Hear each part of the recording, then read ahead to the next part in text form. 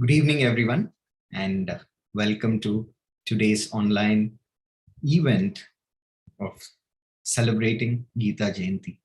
So, my name is Anirudh, and I'm here from Heartfulness Education Trust. I would like to invite your host for today, Ms. Priyadarshini, who is also the lead trainer of Gitopadesh program by Heartfulness Education Trust.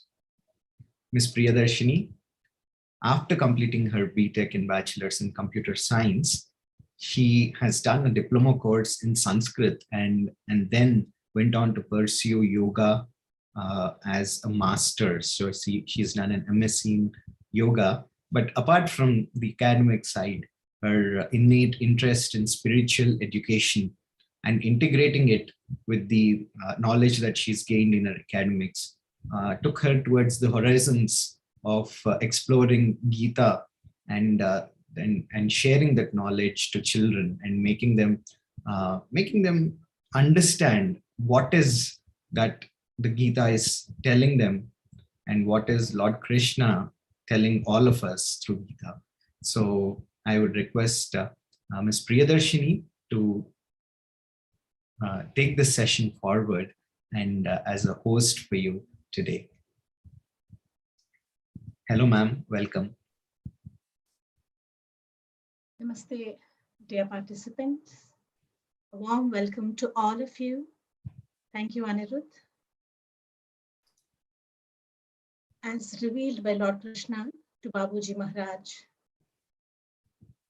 few shlokas were spoken to him and rest of them were transmitted. And the rishis, they meditated and decoded and written them into text in 18 chapters, as these are subtle vibrations. And on this auspicious day, Lord Krishna has revealed this Bhagavad Gita to Arjuna. Now I invite my student, dear Harsh, to take over. Harsh, over to you.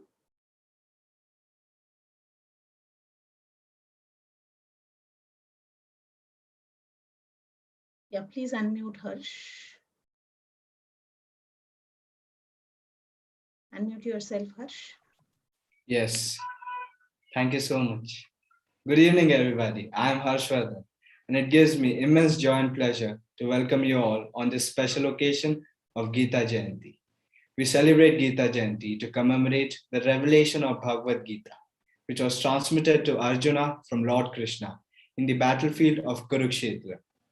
I would also like to take this opportunity to welcome Shri Pavan K. Varma, IFS, who has joined us today and will be our special guest for the evening. He will soon share his message with us. Thank you for being here, sir. I invite you all to celebrate the birth of Gita as we know it and to witness the wisdom of Gita firsthand from our very own students of Gitopadesh. HET's signature program, Gitopadesh, is a spiritual values education system for children and adults. Since its inception in May 2021, it has touched the hearts of more than 1,500 children from over 25 countries. I welcome you all today who have joined us from across the globe as co-patrons to carry the baton forward by providing the next generation with these essential spiritual values that we treasure in the form of Gita. Without much further ado, I would like to start us off by calling upon Ashi, who will offer us relaxation.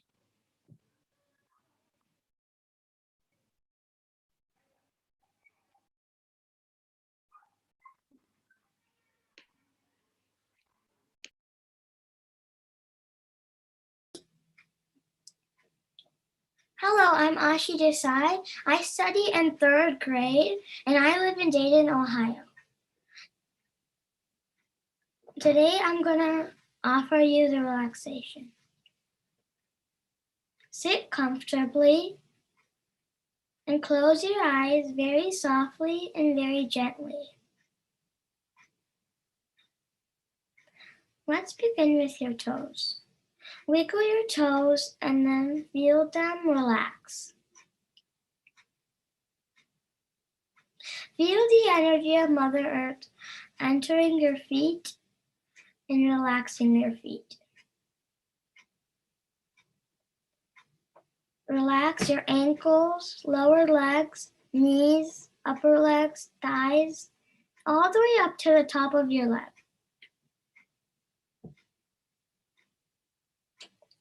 Now relax your hip, waist, and stomach. Then relax your back. From top to bottom, your whole back is relaxed. Relax your chest and shoulders. Feel your shoulders simply melting away.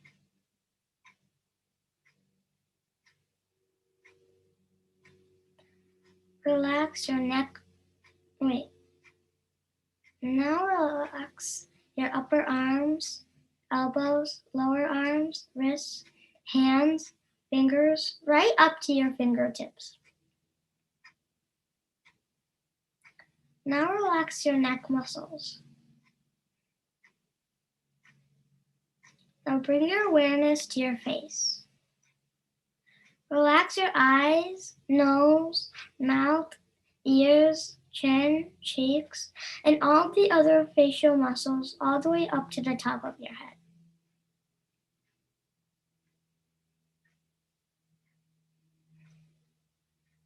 Now scan your system from top to toe. If any part of your body is still tense, uncomfortable, or unwell, take some more time to immerse it in the healing energy of Mother Earth.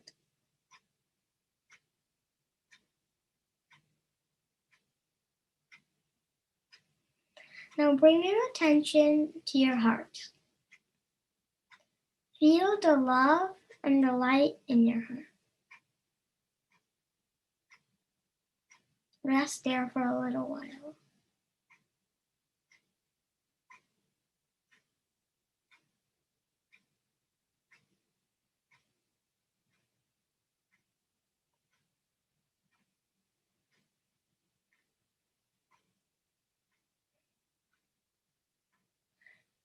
When you're ready, very softly and gently open your eyes.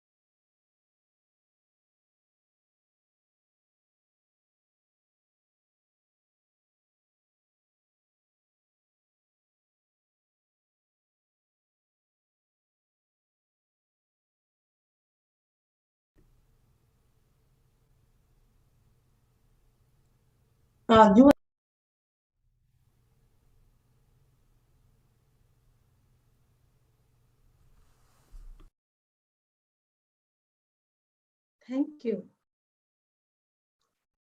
Dear children and dear participants, I request all of you to close your eyes for a minute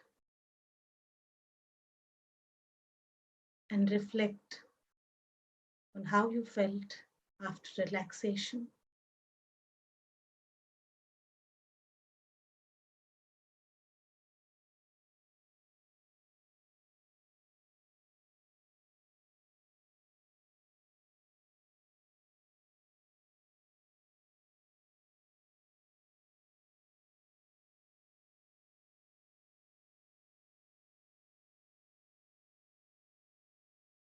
Thank you. Dear Ashi, it's wonderful feeling and you're really relaxed.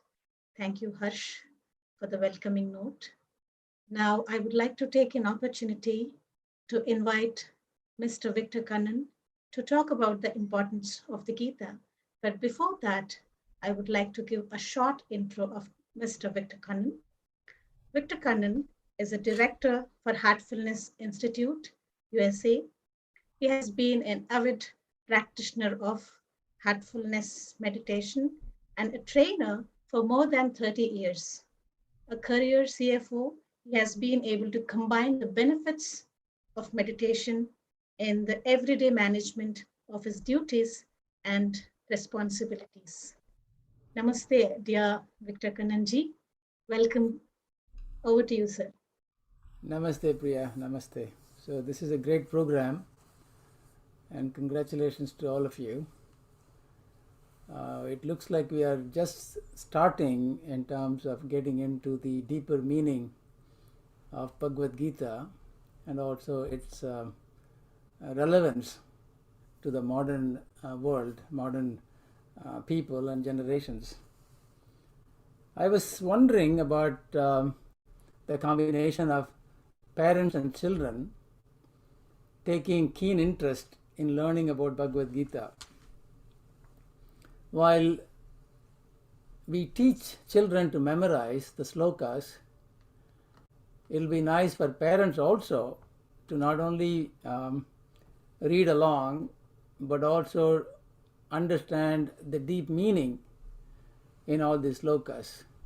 Most importantly, the context in which they were given and to transport those values, those meanings and their relevance to our today's lives. There are many ways we could grasp the context for today.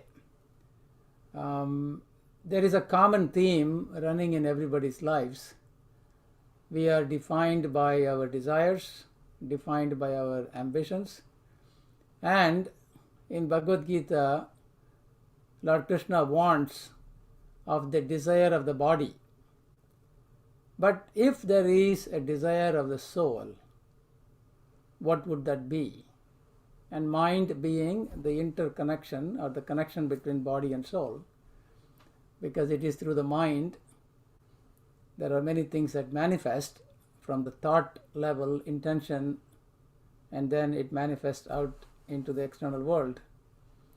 So if we were to ask, the first thing that Lord Krishna is talking about is the desire of the body is banal for our growth, evolution, doing our duty, and also realizing our potential. But is there a different sort of a desire? If there is a desire of the soul, what would it look like? So it is important for us to get the first thing with respect to what is Lord Krishna talking about in terms of desires. If we ask ourselves, desire when fulfilled gives us satisfaction, but desire of the body when fulfilled breeds more desires. So if we were to take up that one overarching aspiration that is good for us and that also unleashes the potential, then we can say it is the desire of the soul. What is the desire of the soul? You know, we all have heard of the first impression being fear. And Arjun is also fearful of the consequence of his actions because he was attached to them. He understands that he is going to be unleashing his power on his own family, cousins and others. So he knew that there was going to be a humongous loss of blood and destruction. So he was afraid of those consequences. So there is the relationship between unfulfilled desires and fear taking over, and the fear causing confusion, and the confusion paralyzing your action. So if we were to take the positive things that neutralize the desire of the body, it is the desire of the soul. If we take the positive thing that neutralizes the fear, it is courage. And so through Bhagavad Gita, we are given this highlight of the dualities on the one hand, and when we transcend the duality by holding on to something extremely positive and extremely fulfilling, meaningful, and that which unleashes the potential, then we want to unearth our deep inclination to listen to our hearts. And what does it mean and how does it look like? There are three things that I want to talk about.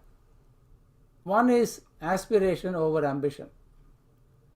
The other thing is good over pleasure. And the third thing is potential over possession or acquisition. Throughout Gita, I think many of these simple things are being exemplified. The desire of the soul is truly the aspiration. We have not seen the soul, but we are moved by the feelings and the spirit that is not easily explainable. We have a vague understanding of the operation of the mind and the subtle bodies, and we fully are grasping the needs of the body and how the body functions. So if you were to say ambition to aspiration is actually turning our attention from the grosser body-based existence to something subtler, to the subtlest. So the aspiration is something which always makes us focus on what is good and what is not pleasurable. So many times a piece of chocolate is pleasurable and small quantities may also be good. But too much of what we think is pleasurable turns into not so good. So the second aspect of the learning is the goodness in doing our duty in a manner that we are detached from the results of it. For a long time, I have struggled to understand the idea of doing one's duty, doing one's action, but not expecting results. But I think people have to understand that we do work only for results. We do our duty for the duty to be fulfilled, for a result to manifest. The duty of Arjun in the war was to establish Dharma as a tool in the hands of Lord Krishna. But he was not attached to it. But he was definitely going to go towards that result. He was going to do his best to produce the result of being a tool in the hands of Lord Krishna in re-establishing Dharma. But by being attached to it, it defocuses him or reduces his attention. So similarly, as we focus on aspiration, which unleashes what is good, we continue to work towards producing results, but without getting attached to it. So the potential versus possession as the next step in terms of the unleashing of the deeper meaning in Bhagavad Gita is the potential of our individual self. So when we go through our lives with a focus on aspiration, which is unleashing the goodness in us and also making us journey towards what we can achieve as our inner potential, then to me these three things are more relevant today than they were perhaps those days. So for parents who are deeply interested in their progeny, in their children having a happier, meaningful life, and also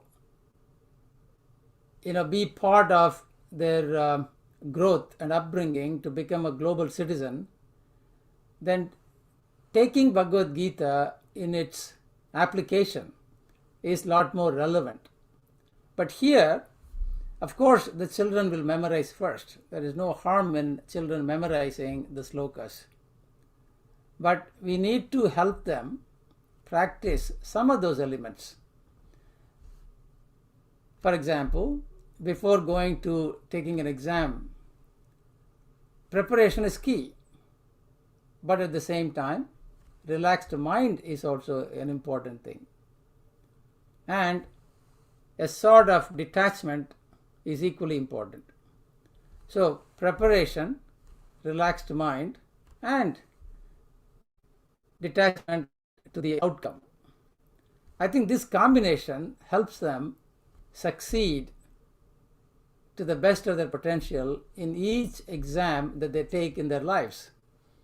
It is not only the exam of graduating from kindergarten or elementary school or middle school, but also life itself throws challenges at us constantly. So if we are able to help the children put solid foundation as they grow with orientation of aspiration, focusing on the good, and be passionate about their potential, and also provide them with means of preparation, focused mind, and relaxed attitude, and at the same time not being attached to the results, then we are using Bhagavad Gita for application in terms of helping the children to be the future citizens of this world. So I am not good in memorizing the slokas, so I'm not going to impress any of you with my mispronunciation of Sanskrit.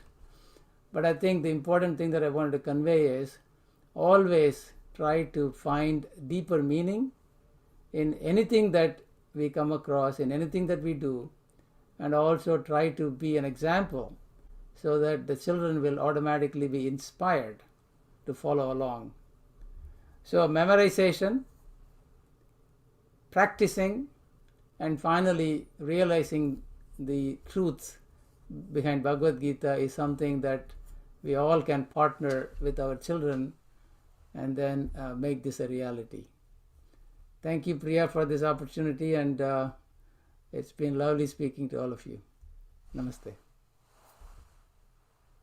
Thank you, Kanan Bhai, for sharing your deeper insights. I would like to highlight mainly two important questions. You really brought a different perspective regarding desire. We think that desire is very bad.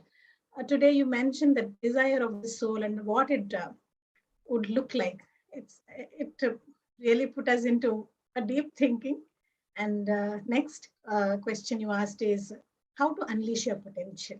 So that also helps all of us. And last point you mentioned is that most important responsibility of the parents to help these children to prepare for the exam of life. Thank you, Kanan Bhai, for sharing your insights.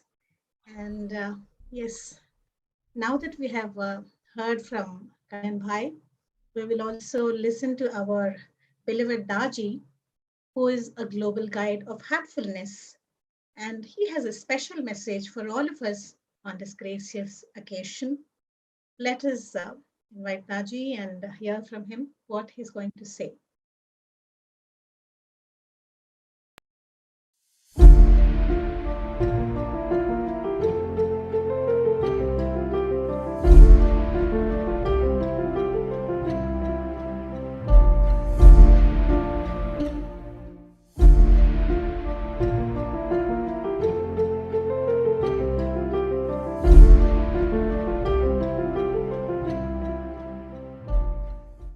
Gita is a message, eternal message. Gita is a signpost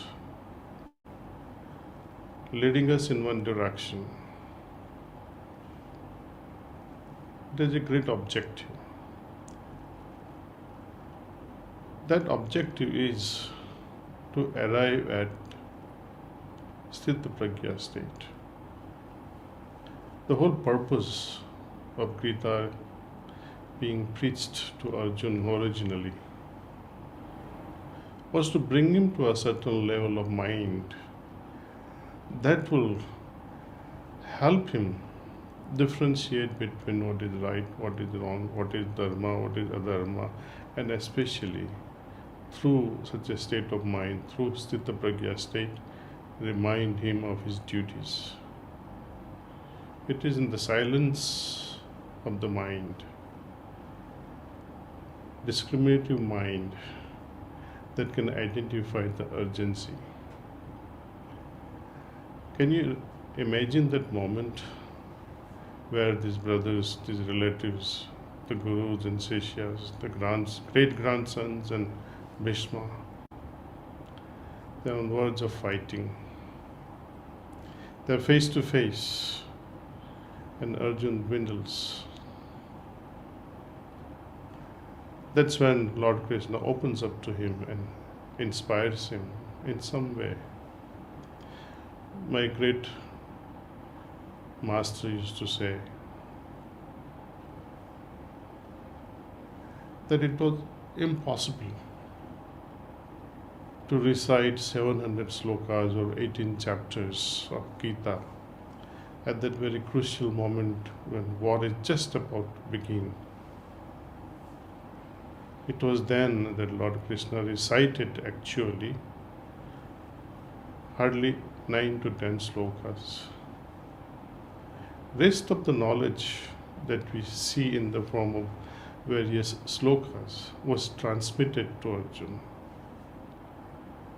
You know how our tradition is. Vedas are descension, or the Vedas were descended into the hearts and minds of our rishis. The feelings were translated into words. Similarly, the great sage Vyasa did the wonderful job of identifying the feelings, exchange of feelings between Arjuna and Lord Krishna, and translated them into words.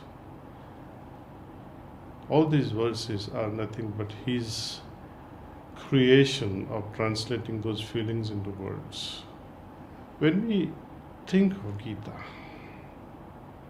one wonders what is the purpose today. The purpose of Gita, the message of Gita, is eternal. It is everlasting, never changing. It has only one purpose. Purpose is to bring about certain state of mind that can clearly guide you amongst various choice making. Though it gives us the indication that you have to move in this direction, arrive at Sthita Prajna state, lead a life like a leaf, lotus leaf in a dirty pond, unaffected by the surrounding. It's a great thing. Sthita Prajna state of non-attachment, state of remaining unaffected by the surrounding. All these things are great. These are indications. Please arrive at such a state and see the beauty unfold in your life and see how happy you can become. But there is no actual solution. When Arjuna, after being completely clear from all doubts, after arriving at such a clear-mindedness that yes, now I have to perform my duty, he says, rather he asks a question to Lord Krishna, I'm very thankful to you, I'm grateful to you rather, but how will the posterity, how will the common person grasp you? can understand you, can realize you. And Lord Krishna answers in a very simple way. Hridaya me pashyasi. But even this simple way, Hridaya me pashyasi, look myself in your heart. Just by saying that look myself in your heart, you don't start feeling the presence of the Lord. There's much more to it. Lord Krishna, through yogic transmission of Pranahuti, was able to elevate Arjun's consciousness to the highest in a fraction of a second. And this experience of fraction of a second is now a product in the form of 700 verses. My first exposure to Gita was when I attended someone's funeral. They were reciting one sloka. Nainam chindanti sastrani, nainam dahti bhavaka, na chainam kledayanti apo, rasosaiti maruta. This is describing the eternal, indestructible nature of the soul. I was impressed with that. I asked one of the elders. He explained the meaning, so I came to know, and that created some interest in reading Gita. But finally, my exploration into Gita and Vedas and Upanishads was from my 9th grade onward, when I was exposed to Gurukulam education. If I have a favorite sloka from Gita, I can't pinpoint and say this is my favorite sloka. Each time I read Gita, or even now I read Gita, the appeal changes. Something that moves my heart changes each time. So I cannot say this has been my favorite sloka. But when these original slokas did descend in my heart, I was moved that yes, they have always touched my heart. And I would be happy to share with you this favorite sloka through this children's training program. So Gita, to my heart, to my understanding, should be introduced very early, earliest possible in child's life. I've seen children at Kana Santivanam, they start learning Gita at the very tender age of 4 or 5. Of course, in the beginning, it's a rote recitation. But this recitation gives them so much of confidence. They may not understand the actual application in life. They do not even know what Mahabharata war is. They do not even know what Arjuna stands for. And they do not know what Lord Krishna stands for. Nevertheless, it creates a level of consciousness in them, level of awareness in them. Some sort of a footprint is created in their psyche. In our life, whenever we are at crossroads, recollecting the verses from Gita will be a great boon. Today, at a time when the world resembles a war zone, where the COVID pandemic has devastated so many lives, and our children, in fact, an entire generation of youth and adults, are in severe need of wisdom and guidance. It is with urgency that the message of Gita needs to bring direction and solace to their lives. Even though it has its uses, we can see the digital world is dehumanizing. The wisdom bridge between grandparents and elders and the younger generations is almost broken. How are you going to transfer that knowledge to the younger, tender minds? It is through such storytelling. Gitopadesh will not be uniformly same for all. Little ones will have their own stories, slightly grown, slightly matured more, will have more philosophical approach to Gitopadesh, whys and hows and inner essence of it. Today, when grandparents and parents really do not have much time in inculcating such knowledge or such information to children, I think Gitopadesh sessions will be a boon to many of them. The big advantage is that this course will open the gates for many to get familiar with Sanskrit language, even in a summary fashion to start with. To my understanding, it's a whole different experience to approach spiritual wisdom through the means of Sanskrit language. The word Sanskrit means refined. It is one of the oldest, if not the oldest, of the all attested human languages. It is known, and rightly so, as the mother of all languages. Dear friends, it will be a wonderful gift if some of you can share this gift generously with the children you know, the gift of Gitopadesh course. And I wish all participants enjoy and benefit from this. This is taking ancient wisdom to the younger generations.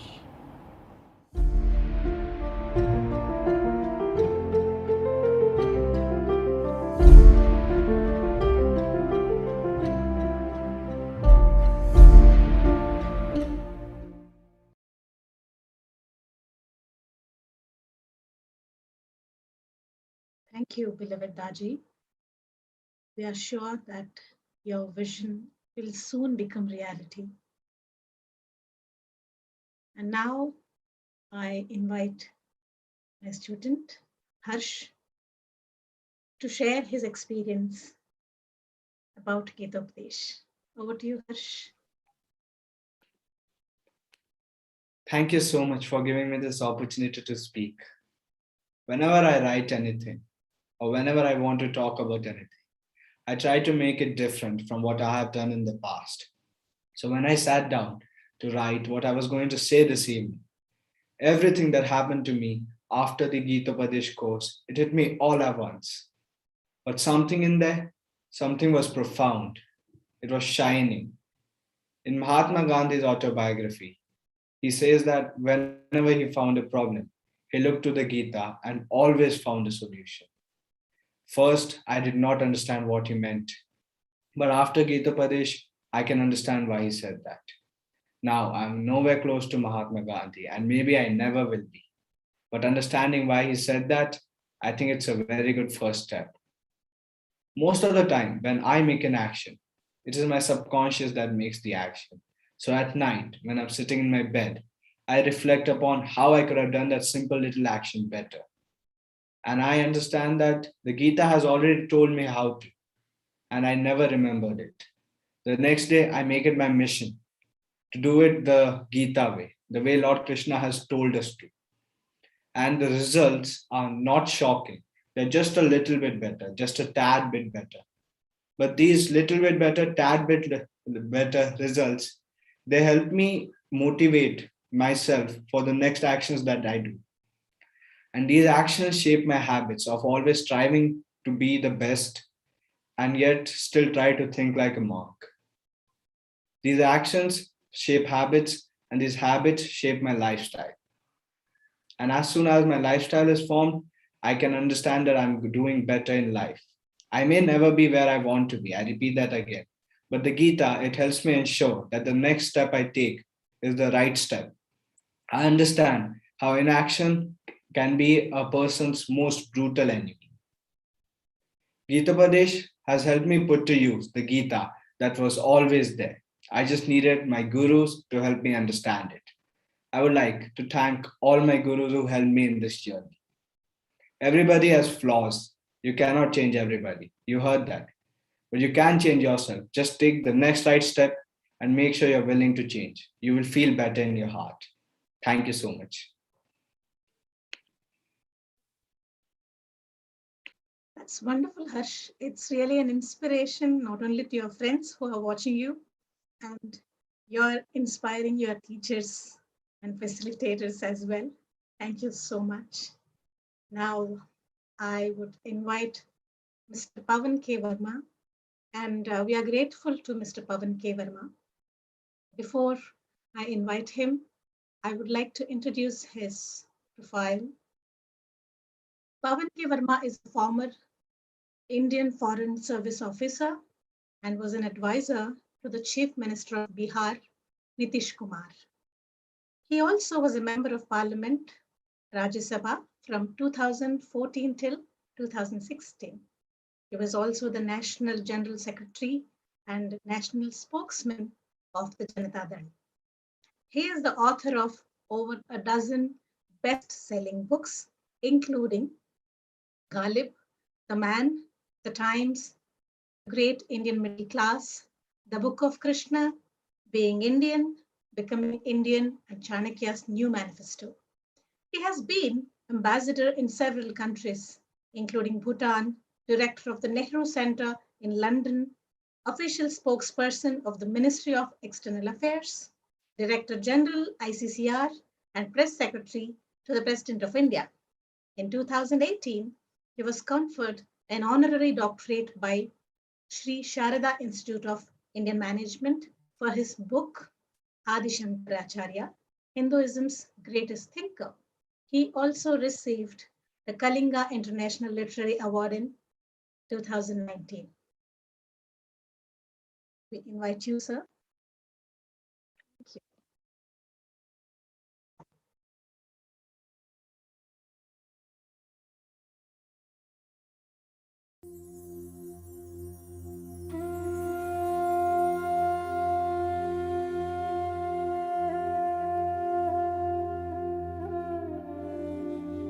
Good evening, everyone. We are really fortunate to have with us someone extremely erudite and someone who has written a lot of books on the subject that we are discussing on this auspicious occasion of Gita Jayanti. And we have with us Mr. Pavan Varma, a senior politician, but more importantly, an extremely intellectual and erudite person. Thank you, sir, for joining us today. Sir, you have been writing on various topics, including Adi Shankaracharya, India's cultural heritage. This is some subject which I think has been a part of your work. What prompted you to write on these subjects? Rishabhji, there is a vast knowledge. There is great wisdom. There is remarkable refinement. There is antiquity, there is continuity, there is diversity, there is assimilation and peaks of refinement in the legacies of our past. And I felt an inherent urge within me to try and discover it to the best of my abilities, to try and understand the cerebral depth to which our thinkers had gone to in the search for something which can be best described broadly as truth, not necessarily conventional divinity. The search was what could be the truth behind the bewildering plurality of the cosmos. And it is this search which permeates spirituality, metaphysics, art, creativity, and every such sphere where human endeavor can strive to reach a level of excellence.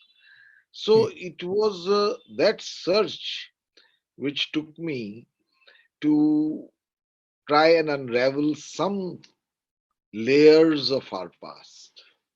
So, sir, as you're aware, we have also made a small effort in this direction because uh, Daji, who is the global guide of Heartfulness, his belief is that we need to, this knowledge that you are talking about, this needs to permeate to children. And so recently we published a book, which is basically a retelling of the stories from the Vedas and the Upanishads. which I'm sure you have had the opportunity to see. So, sir, would you like to share? I mean, you have been able to see the book. Uh, Yes, indeed, I have seen it and I have read it with great interest. Ji, The tales from the Vedas and the Upanishads. And I would like to put on record both my gratitude and appreciation to Daji for his attempt to distill some stories, anecdotes, fables, legends, which cumulatively amount to comprehensible wisdom, ji, wisdom for children. Now, it's a very, very important endeavor. My great worry, and that was also one of the motivating factors for me, is that for a variety of reasons, Hindus themselves know very little about their religion, spirituality, and the achievements of ancient India. I think there is a lack of curiosity, or perhaps because Hinduism is not a prescriptive faith, it's a way of life. There is no one God only, no one church only, no one prescribed text only, no one mandatory ritual only. Because it is a way of life, many Hindus take almost for granted what constitutes their legacy of wisdom and ji. insight, and don't delve below the surface layer of being Hindus. And I think that there is a fault too for this lack of curiosity in our education system, and it has led to a generational debilitation where parents know less, the children know even lesser, and it becomes a kind of generational inadequacy passed down from uh, parents to children. So there is a need to fill this void. And Daji's book, in my view, is a very important, thoughtful step in that direction, by which, as I used earlier, comprehensible wisdom, wisdom for a certain target group, which in this case are children, who would read about our past in a manner that they understand something about why it was great, and in a manner that whets their curiosity, whets their desire to know more, to read a little more, to explore further, to push the horizons of their knowledge a little in this sphere. So I consider it a very important step. Yes, sir. I think the idea is that unless curiosity is aroused and unless interest is generated, we cannot impose something. So it has to be in a form and manner which is palatable and applicable to the audience today. I think today most people relate to our epics, the Mahabharata and the Ramayana, because of the television serials that were broadcast in the early 90s. I think that has been the fact that unless today wisdom is distilled and given in a form which is consumable or of interest to the audience, we may write tomes about it. It will not really work. And I think even when I was going through your bibliography, I think you have created or distilled that essence in your work in such a way that anybody who would see the title would want to pick it up and go through it. No, you see, sir, there is a gulf between academic work on some of our principal treatises, schools of thought, philosophy, spirituality, metaphysics, art, and creativity, academic work, and writings which appeal to a level where you may evolve to greater depths. There Yes. is a gulf. We have output on academia. But it was always my attempt, much like what Daji has done for children. When I wrote on Adi Shankaracharya, it was not only to explain his remarkable life, but to try and understand his philosophy, although I'm not saying it was aimed for children, to try and understand his philosophy or put it in a manner which the ordinary reader could understand and understand also the loftiness of thought behind it. So I often find that it is the small nugget of information, the small story, as you see in the tales of Vedas and Upanishads, the small story, uh, the small anecdote, the small dialogue, which points the finger at the larger quest, the Yes. search for truth. And that, I think, makes people want to know more. And this is important today. In our context, it's important because I think that there are aspects of Hinduism, for instance, which need to be much more a lived religion. After all, our sages pronounced the great Rigvedic injunction, Ekam Sat Vipraha Bahuda Vadanti. The truth is one, wise people call it by different names.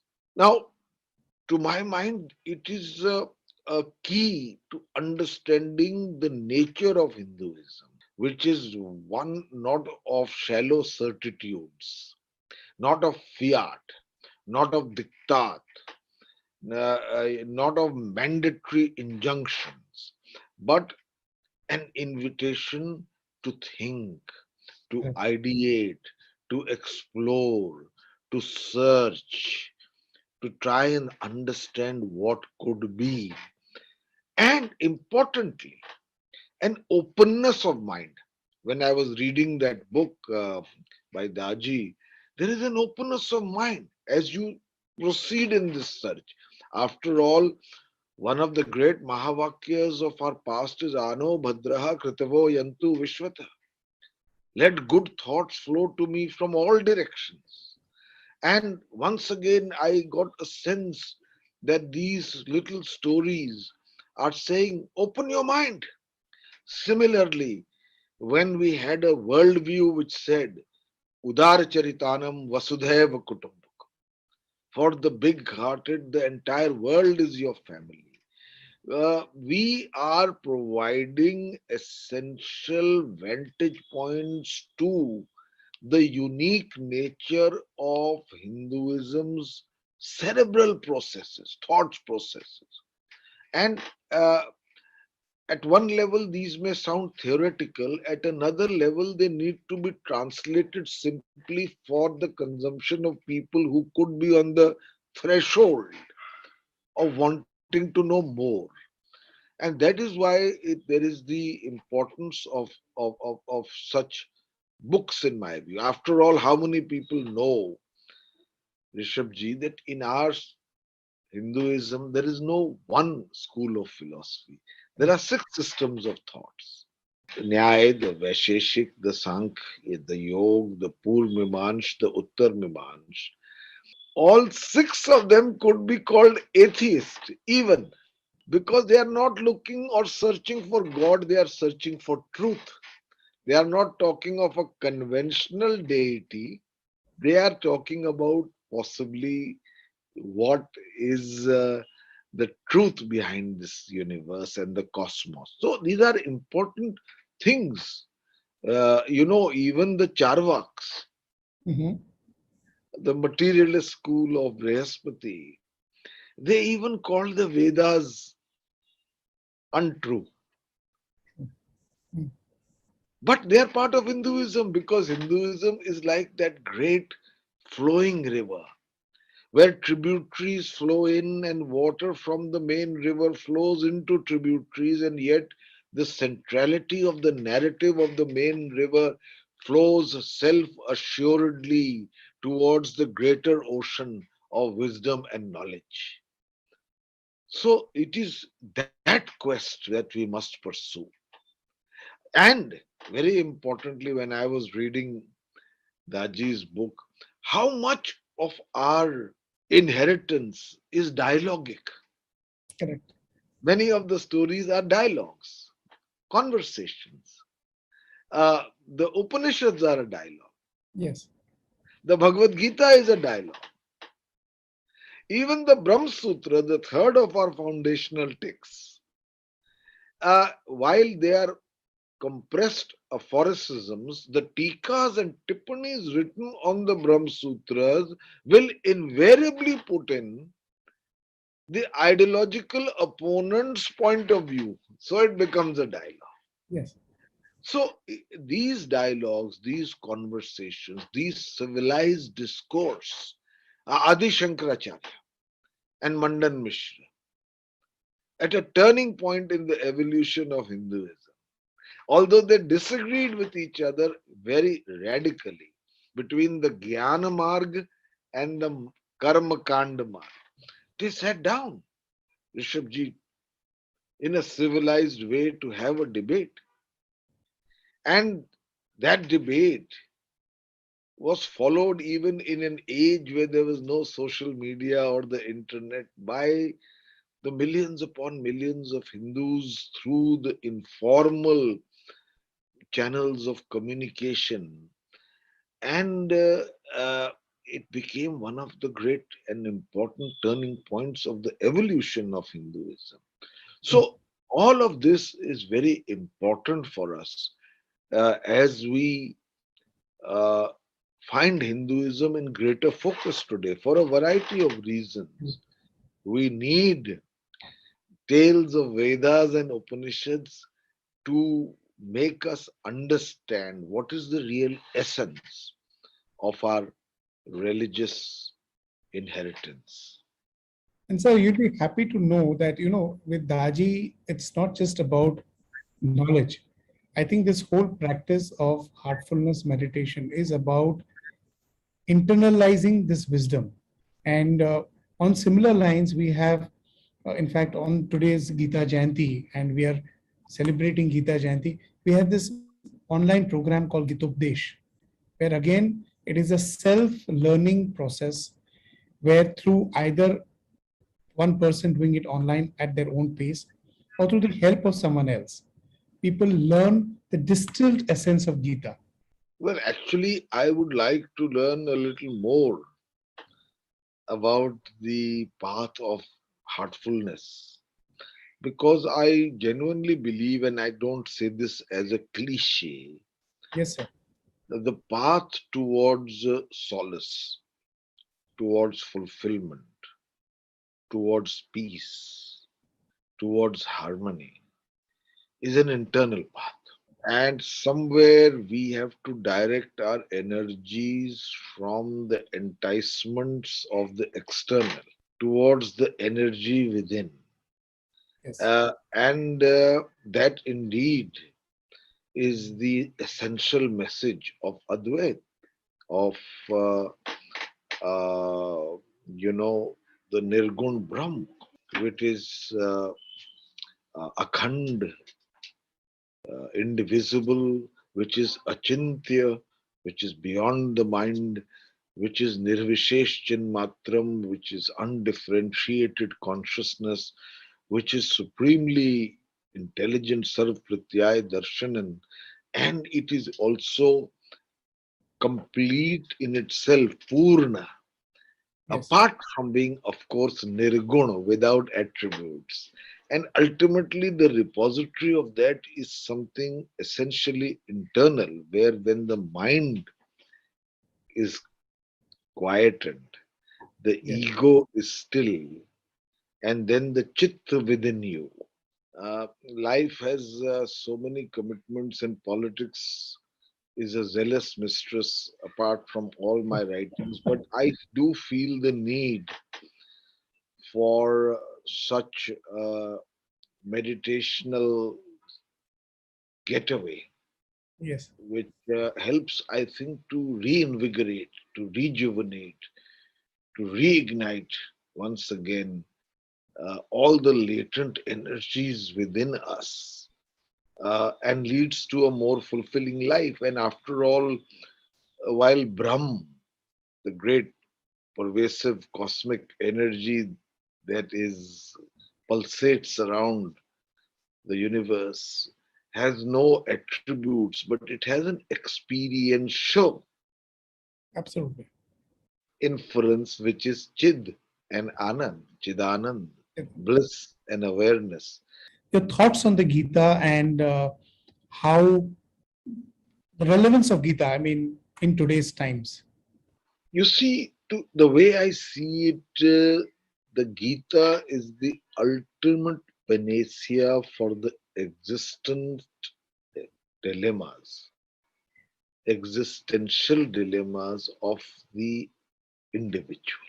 The choice between effort and reward, Yes. the choice between action and inaction, the choice between goals and drift. These are dilemmas that come to any individual at any time. It does not have to be such a dramatic setting as Arjuna had with Shri Krishna on the beginning of a battle. These are dilemmas we face every day because so much in the world is unpredictable. So many coordinates are ultimately fluid. People are born, people will die. They don't know when death will come. They don't know what is the purpose of life. And so on and so forth. These grip us uh, in our daily existence very often. What the Bhagavad Gita does is to provide a firm anchorage. And it says to you the philosophy of Nishkam Karma. Nishkam Karma is both a philosophy of non agitational action as it is a window to inner solace. And that is a remarkable thing. To do your duty without thought of reward, to do it as a consecration unto itself, and to do it as well as possible and leave the rest,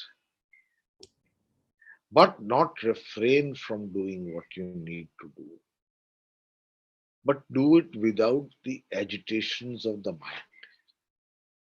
Uh, the mind is always the cart before the horse. The Gita tells you to put the horse before the cart. Do what you need to do, and the consequences of your action will follow and need not destabilize you. And this approach of Nishkam Karma is also a reason for great inner solace, where one is at peace with oneself. One's efficacy of action is not diluted by the constant turbulence of the mind. Now, these, in my view, are great takeaways from the Bhagavad Gita. And for me, it remains one of the greatly influencing texts of my life. Sure, sir. So thank you, sir, for I think this extremely insightful recording. Pleasure, sir. Honor and pleasure, sir.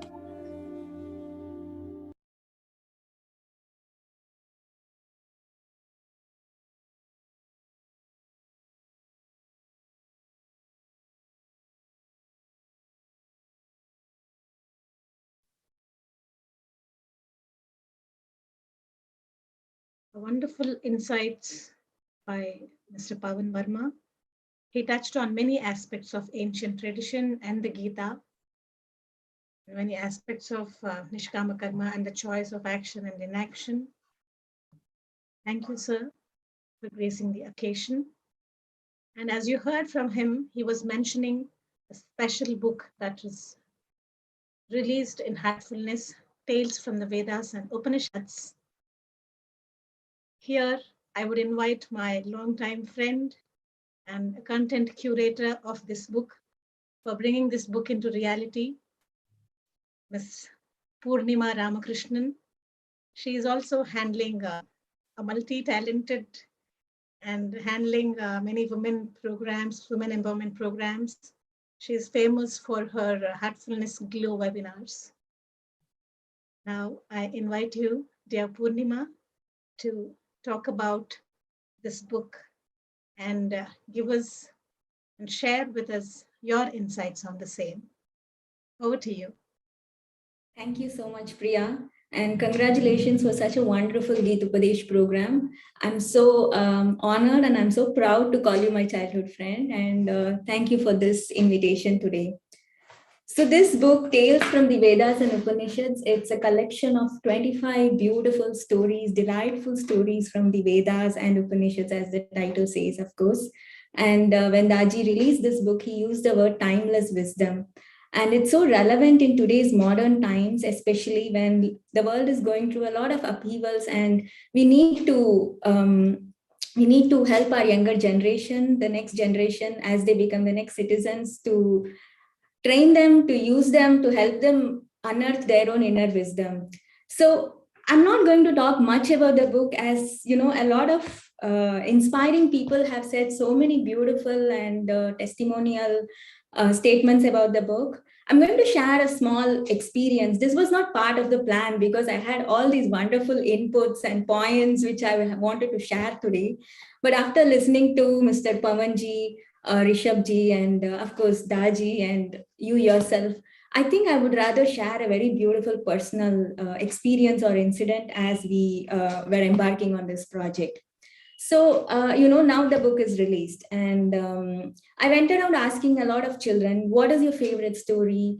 Which story inspired you the most? And what do you take away from this book? And it was not a closed control group of 10 or 50 or 100 children. We asked a lot of children. By lot, I mean like a lot, really, all the schools and, a lot of children. So when I was, reading this book, I had this feeling that, this story, which is the second story, the dazzling bird on the tree. I thought, this story is not for children, right? I mean, it's having such a deep spiritual revelation and impact and knowledge. And I was just wondering, what are children going to take away from this story really? But when I asked this question to the children, what is your favorite? Like, at least 50% of the children gave me this answer. And it's not like children from this age group or that age group. Children as young as 8 years old and teenagers as old as 16 or 17 years old told me that this is their favorite story. And I didn't leave them at it. I asked them next question, why? So, let me tell you what the story is about in a very brief way. There are these two birds on a tree. One is on a lower branch of the tree and one is on a topmost branch of the tree. And this bird on a lower branch of the tree is aspiring to reach this bird which is on a topmost branch of the tree because it's so beautiful, it's so peaceful, it's serene, and it's like the epitome of everything this bird ever wanted to be. So it starts its journey, it hops, flies, jumps to the next higher branch, to the next higher branch, and it sees a lot of sweet fruits which it eats. It sees bitter fruits which also it eats.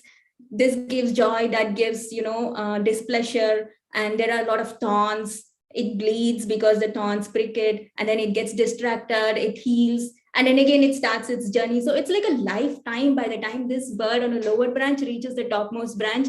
And when it does, the great surprise awaiting it on the topmost branch, there was no bird on the topmost branch. This bird from the lower branch was indeed this bird which is actually present in the topmost branch.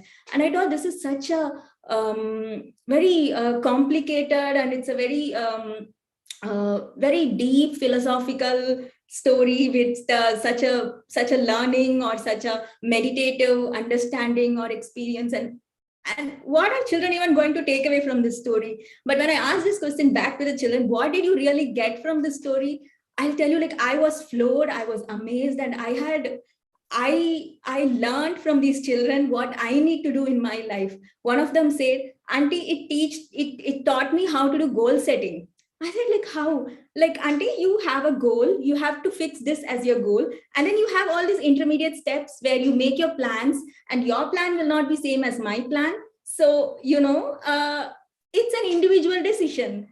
And I said, okay. So the next child said another unique answer. He said, it allowed me to make decisions well. I said, what is even your decision making in this? In the story doesn't have any decision making. It said, no, if I have to be the best version of myself, which is on a topmost tree, it's a decision I take and it's a decision I stick to. So it's my decision. So it goes on and on and on, and I have all that in my record. But this story is an example, and all the 25 stories is an example which shows to me that there is this deep place in my heart from where wisdom emerges.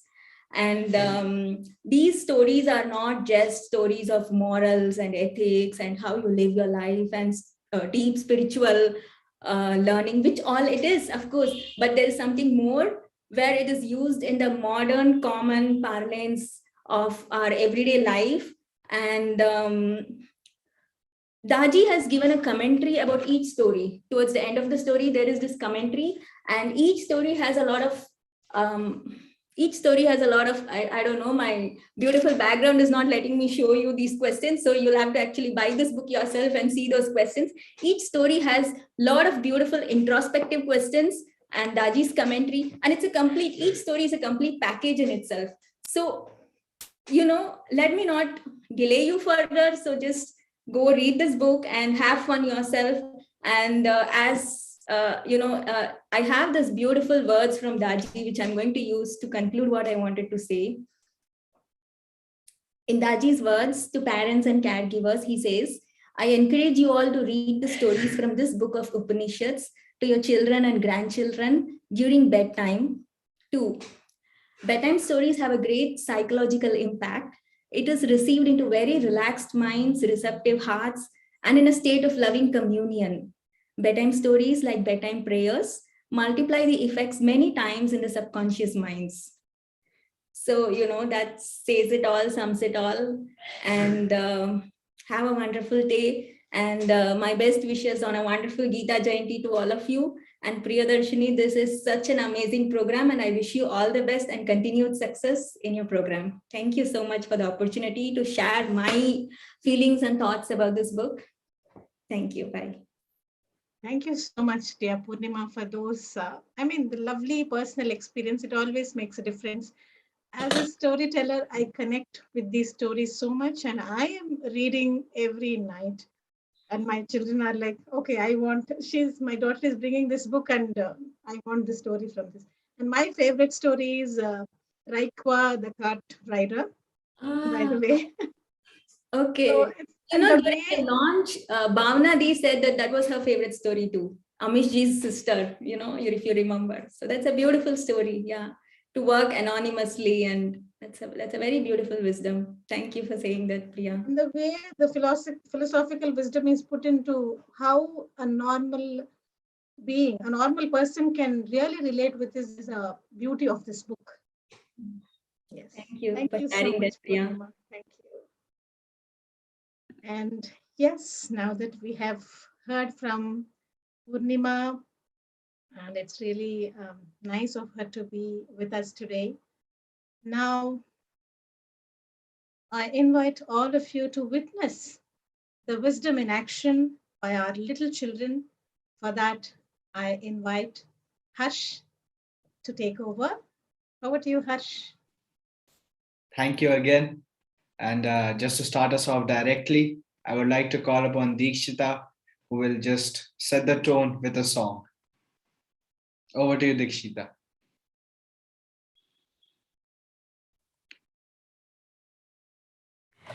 Namaste everyone. Myself Dikshita. I'm studying in 8th standard and I live in India, Bangalore. Today I'm going to sing a song, and this song is a composition in South Indian language Tamil. This is a song between a conversation between Lord Krishna and his mother Yashoda, where Yashoda is asking Krishna not to go outside to play. In reply, little Krishna convinces his mom and asks him not to stop him. This is an interesting argument between a son and a concerned mother, which makes this song enjoyable.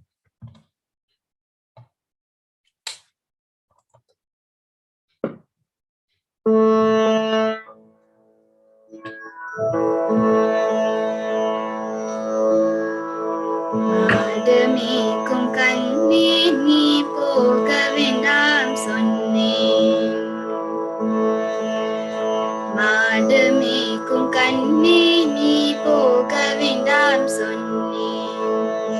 Kachin पालू तरें करकंद चीनी तरें Kachin पालू तरें करकंद चीनी तरें कई निरय वेन्नै तरें வெயிலிலே போக வேண்டாம் மாடு மேய்க்கும் கண்ணே நீ போக வேண்டாம் சொன்னேன் காய்ச்சின பாலு வேண்டாம் கற்கண்டு சீனி வேண்டாம் காய்ச்சின பாலு வேண்டாம் கற்கண்டு சீனி வேண்டாம் உல்லாசமாய் மாடு மேய்த்து ஒரு நொடியில் திரும்பிடுவேன் போக வேண்டும் தாயே தடை சொல்லாதே நீயே யமுனா நதிக்கரையில் எப்போதுமே கல்வர் பயம் யமுனா நதிக்கரையில் எப்போதுமே கல்வர் பயம் கல்வர் வந்து உன்னை அடித்தால் கலங்கிடுவாய் கண்மணியே மாடு மேய்க்கும் கண்ணே நீ போக வேண்டாம் சொன்னேன் கல்வருக்கு கல்வருண்டோ கண்டதுண்டோ சொல்லு மாமா கல்வருக்கு கல்வருண்டோ கண்டதுண்டோ சொல்லு மாமா கல்வர் வந்து என்னை அடித்தால் கண்டதுண்டமாக்கிடுவேன் போக வேண்டும் தாயே தடை சொல்லாதே நீயே பிரியமுள்ள நந்தகோபர் பாலன் எங்கே என்று கேட்டால் பிரியமுள்ள நந்தகோபர் பாலன் எங்கே என்று கேட்டால் என்ன பதில் சொல்வேனடா என்னுடைய கண்மணியே மாடு மேய்க்கும் கண்ணே நீ போக வேண்டாம் சொன்னேன்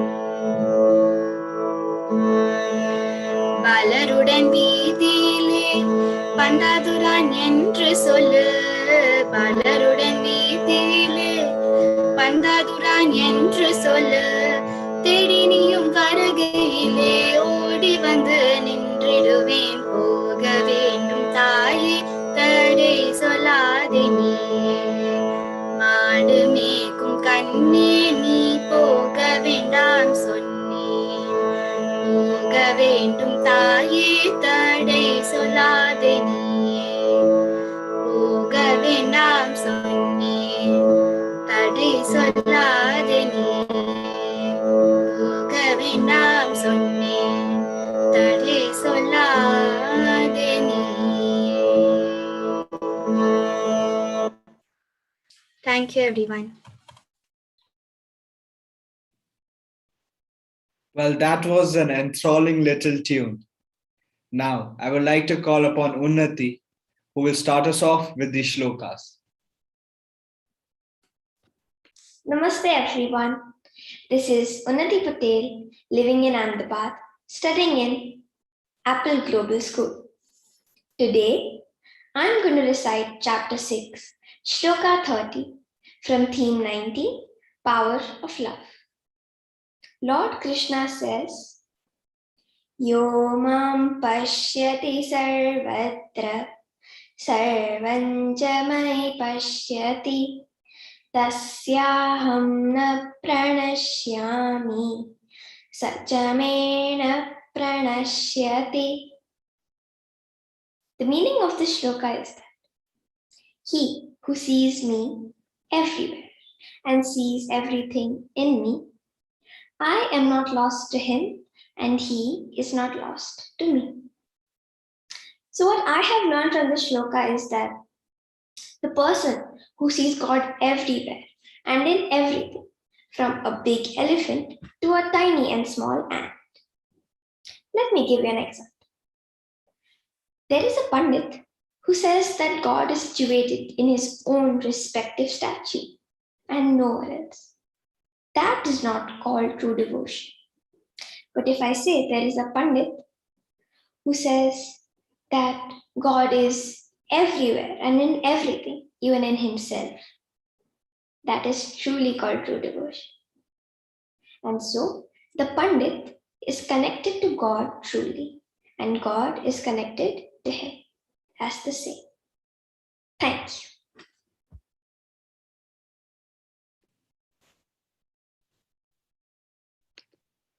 Thank you very much, Unnati, for explaining true devotion. To keep us continued, I would like to call Parikshit, who will give us another shloka. To one and all present here. My name is Parikshit. I live in Bangalore, Karnataka, and I study in 7th grade. Today, I will be reciting the first shloka of theme 17, Role of a Guide.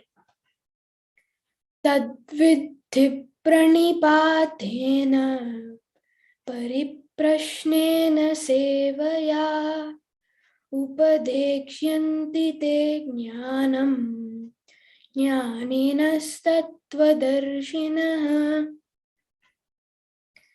The meaning of this shloka is that by surrendering with humility, by purposeful inquiry, and by spiritual service, the wise, realized souls and the seers of reality will guide you to inner knowledge. Thank you.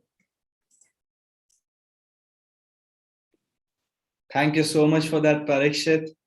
And now it is the chance of Vishishta and Navya, who will recite 2 shlokas for us. Namaste everyone, we're Navya and Vishishta and we study in grade 9, living in India. We'll be saying the shlokas 1 and 2 from chapter 2.62 and 2.63.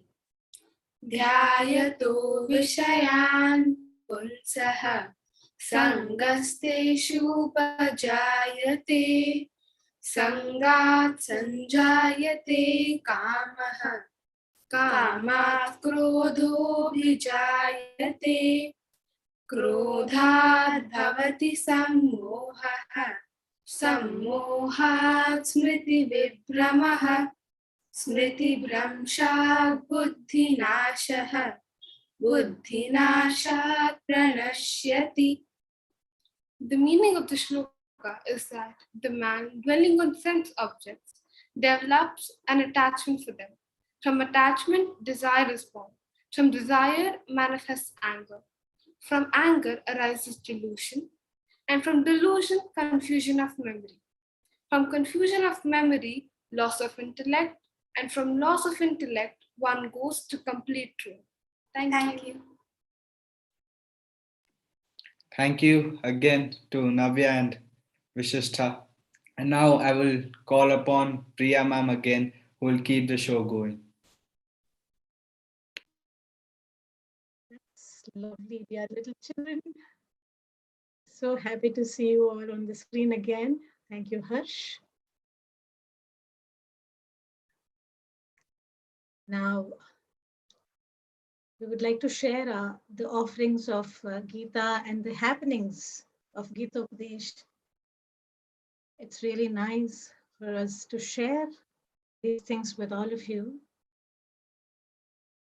It is always nice to listen to stories. Gita Upadesh course also has a story.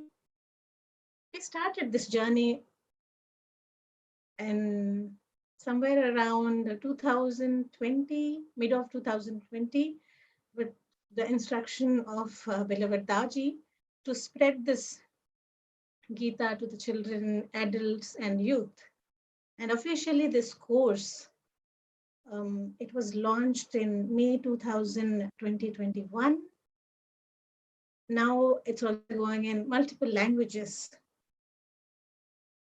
And yes, we are also, it is also important to talk about the learning outcomes of this course, because whatever the work we do, we always look at what is the outcome of this program?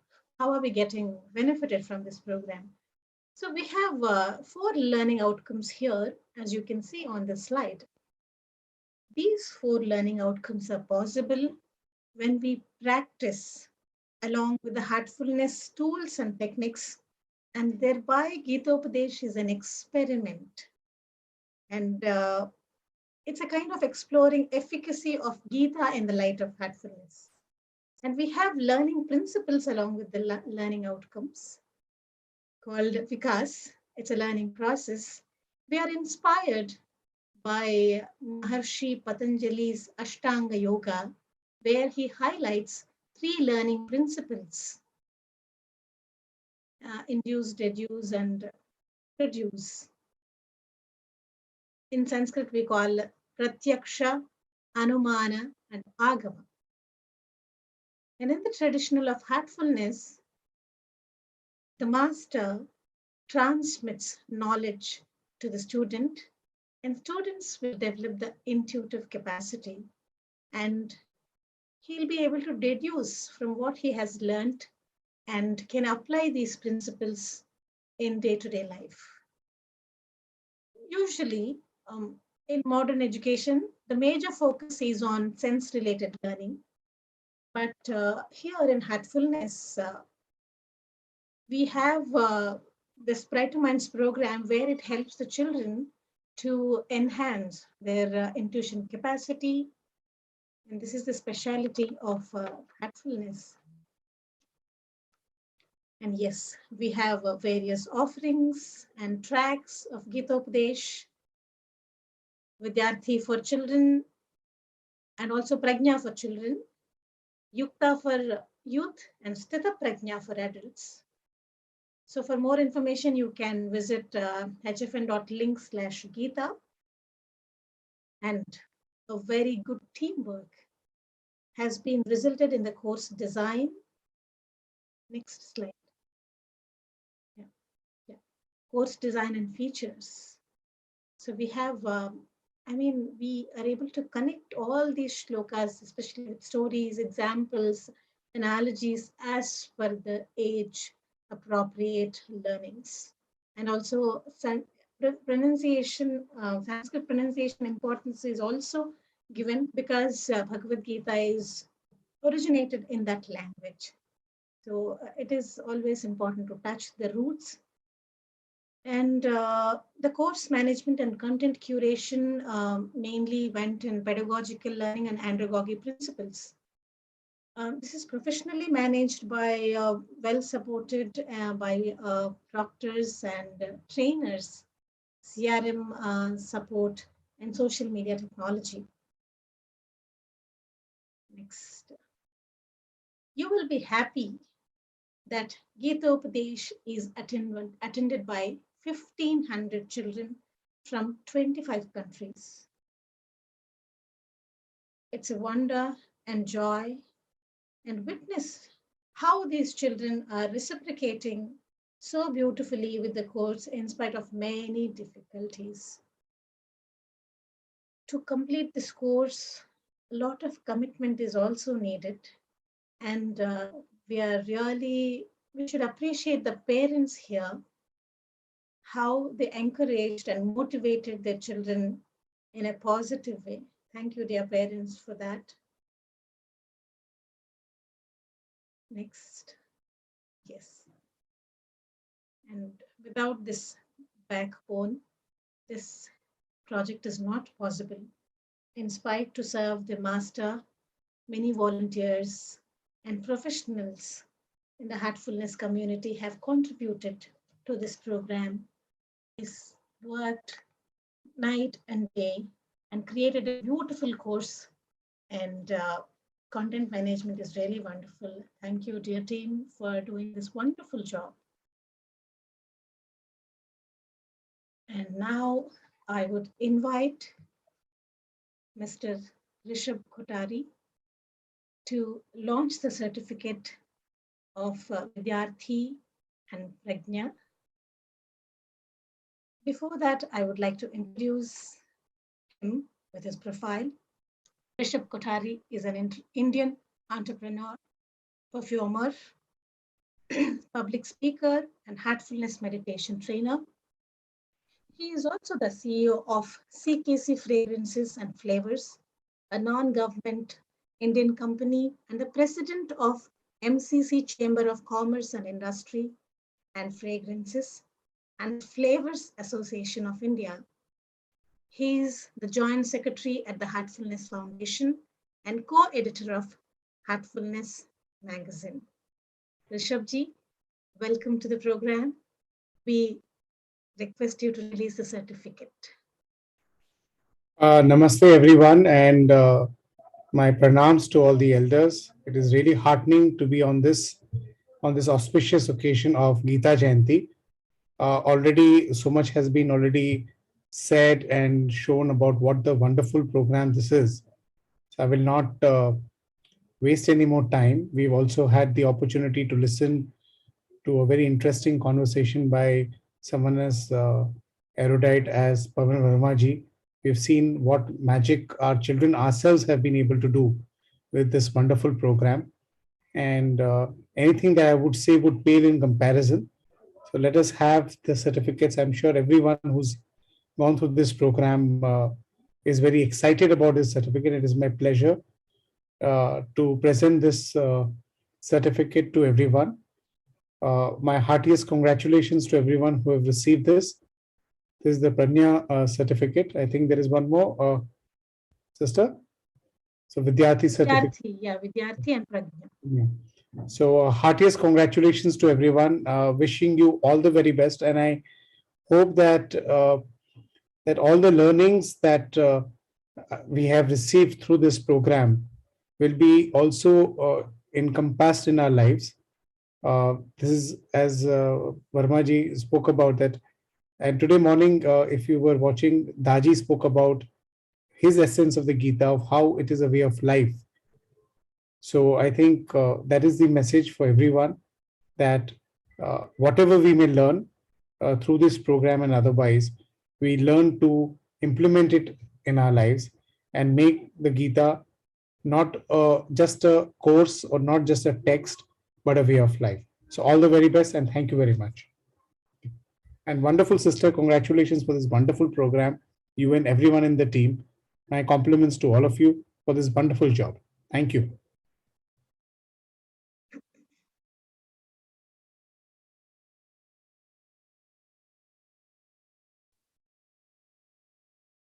Thank you, Rishabh for releasing the certificate.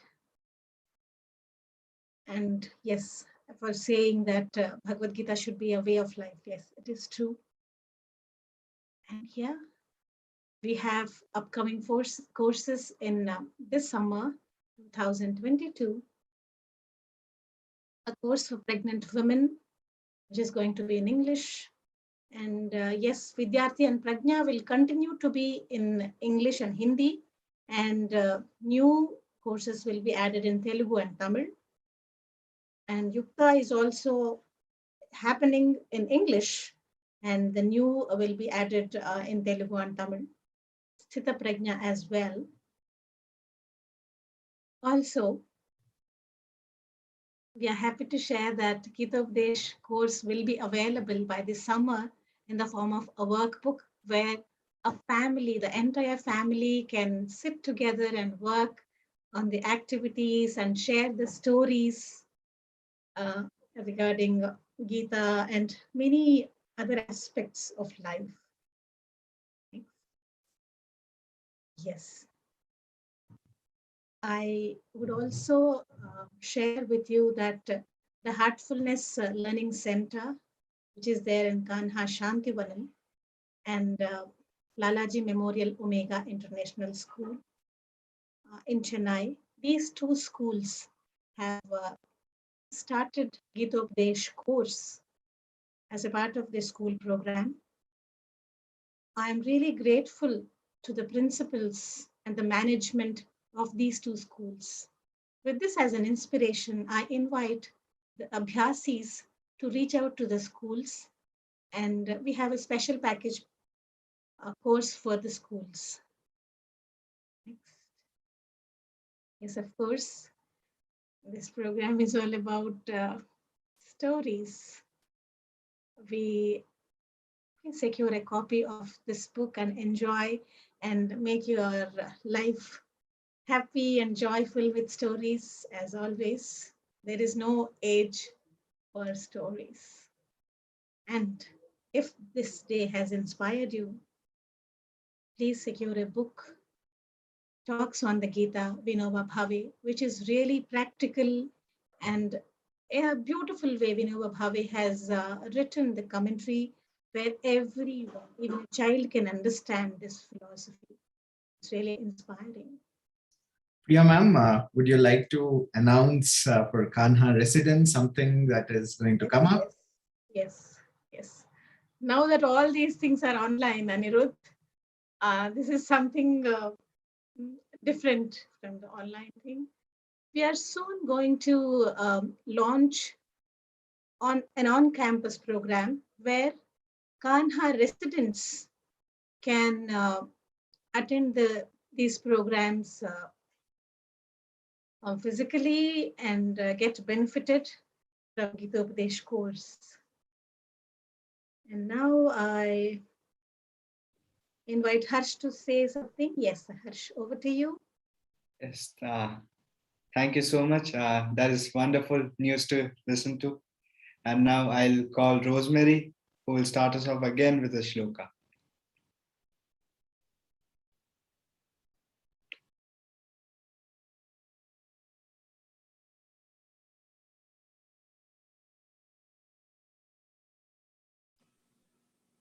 Rosemary, Sorry. is your video working? We It's can't not see for you. some. I can't get it to turn on. I can't turn it on. That's okay. Don't worry. Try to turn it on and we'll come back to you, Rosemary. Don't worry. That's fine. Okay.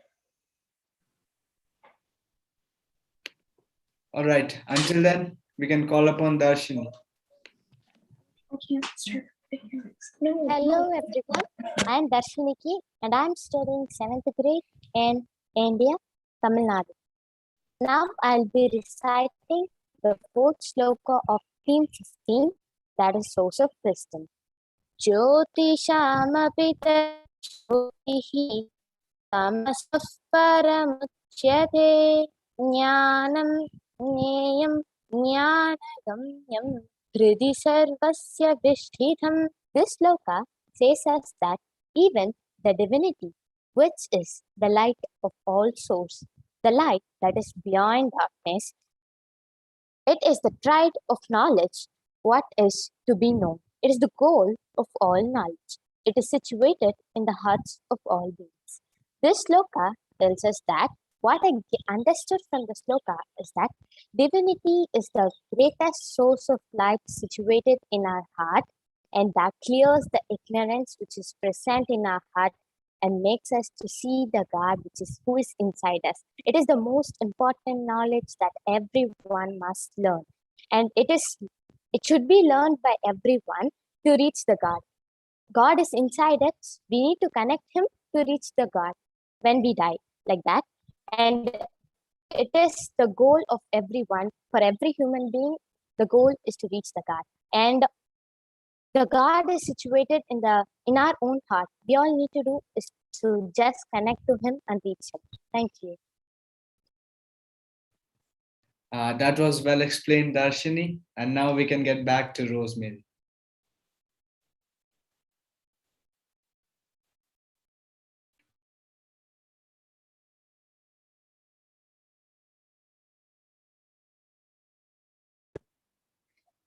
All right, thank you. Hello, everyone, and happy Gita Jayanti. My name is Rosemary Mariah Exum, and I'm 12 years old. I'm from Asheville, North Carolina, in the United States of America, where I currently study in 7th grade. Today, I will be reciting the 64th sloka of chapter 2 in the Bhagavad Gita. Ragat veshaviyuktaistu vishayan indriyaischaran Atma vashyerte atma prasadhamadhigacchati. In this sloka, Lord Krishna tells us, one who controls the mind and is free from attachment and aversion, even while using the objects of the senses, attains the grace of God. I have learned from this sloka that even while we perform our worldly duties and dharma, our true focus should be always on the one supreme God. Thank you. Thank you for that, Rosemary. And for our penultimate performance, I would call my friend Dhanya, who is going to recite a good shloka for us. Namaste, one and all. Myself Dhanya, and I'm studying in 4th grade, and I'm living in Bangalore. Today I'm going to recite Shloka 6 from Theme 20. Buddhi yukto jahatiha ubhe sukrita dushkrite tasmad yogaya yujyasva yoga karmasu kaushalam. Lord Krishna says, who is endowed with the divine intellect or wisdom casts off in this worldly life both the good or the bad actions. Therefore, connect yourself with the yoga. For yoga is the skill in action. Thank you. Thank you very much, Dhanya. And now for our last performance, I'll call Prabhat, who is going to recite the last shloka for today. Good evening, all. I am Prabhat Milela, and today I will be reciting a sloka. The sloka I will be reciting is the first sloka from the theme 6, which is also the first sloka from chapter 15. After reciting the sloka, I will share the meaning of the sloka. Now, I will start the recitation. Shri Bhagavanu Vacha Urdhva Moolamada Shakam Ashwadham Prahuravyayam Chandamsi yasya parnani yastam veda sa vedavid. The meaning of the sloka is, they who speak of the eternal Ashwatha tree, with its roots on the top and its branches on the below, whose leaves are the sacred Shrutis, one who knows this is the true knower of the Vedas. Thank you. Thank you, Prabhat. And I say goodbye and I call upon Miss Priya again. Yes. Thank you, dear children. And of course, Harsh and all dear ones. Now, I would like to bring this program to a closure with a thank you note. I always would love to end the Gita program with a shloka which is very close to my heart. See, we all know and heard that Bhagavad Gita is a heart-to-heart communication between two personalities, Lord Krishna and his disciple, friend Arjuna. Here, the one who is striving for perfection and the other who is finding all the ways and means to offer his guidance, who is striving for perfection. We are all like Arjuna, who is always working hard to transform, and we always have the inner guidance. Now I would like to recite this shloka. Sarva dharman parityajya mamekam sharanam vraja aham tvam sarva papebhyah mokshayishyami ma shujaha. Lord Krishna says, O Arjuna, renounce all dharmas and take refuge in me alone. I will liberate you from all the sins. Grieve not. This is a kind of concluding shloka where Lord Krishna appeals Arjuna to renounce all the individual nature and focus his entire attention upon the Supreme Self. So to attain such state, we should create a vacuum in our heart so that we'll be able to direct our mind towards the divinity in the heart. Our heartfulness, practical meditational tools and techniques are aimed towards only that. And these techniques are globally offered for free of charge. And now it's time to thank all the esteemed speakers On behalf of the entire team of Gita Upadesh, I express my heartfelt gratitude to the global guide of Heartfulness, Shri Patel. And I would also like to express my gratitude to Shri Pavan Varma ji and Mr. Victor Kannan and Mr. Rishabh Kotari and dear Purnima for being with us today on this special occasion. I thank all who have supported for this event, the facilitators, the proctors, the parents, the children. Last but not the least, thanking you all, dear audience, who are attending this program. Without all of you, this event is not possible.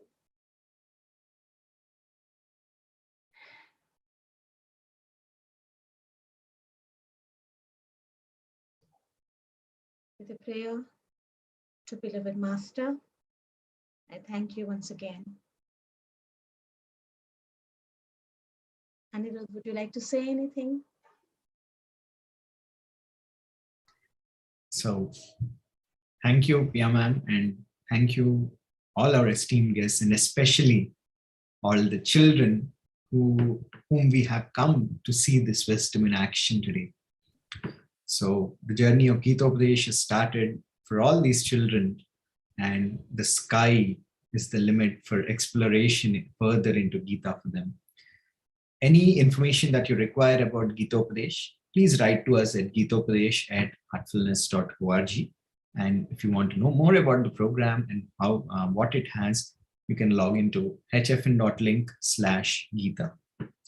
Thank you from Heartfulness Education Trust and Gita Upadesh to all of you. We will meet you sometime again like this, and we celebrate another event together. Thank you. Pavan is saying, you can write your concerns or queries to gitaopadesh@heartfulness.org. Thank you, everyone, and see you all some other Thank you, Anirudh. Thank you.